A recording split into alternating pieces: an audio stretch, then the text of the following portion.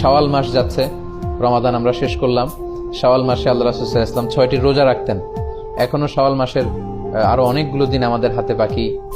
আবু আইয়ুব আল আনসারী রাদিয়াল্লাহু তাআলা আনহু বর্ণনা করেন যে আমি আল্লাহ রাসূল সাল্লাল্লাহু আলাইহি ওয়াসাল্লামকে বলতে শুনেছি, আল্লাহ রাসূল বলেছেন, মান সামা রমাদানা সুম্মা আতবাআহু সিত্তাম মিন শাওয়ালিন কানা কাসিয়ামিদ দাহর। যে ব্যক্তি রমজানের সিয়াম পালন করলো, তারপরে শাওয়ালের 6টি রোজা রাখলো, সেজন্য সারা বছর রোজা রাখলো। তো এত বড় ফজিলতের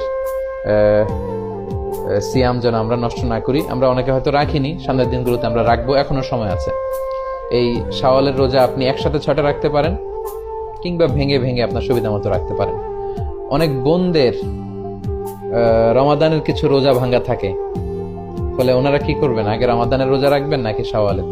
এক্ষেত্রে বিশুদ্ধ মত হচ্ছে আগে রমাদানের রোজা রাখবেন, কারণ হাদিসের এক্সপ্রেশন হচ্ছে এমন যে রমাদানের রোজা রাখলো তারপরে শাওয়ালের 6 রোজা, সে যেন সারা বছর রোজা রাখলো।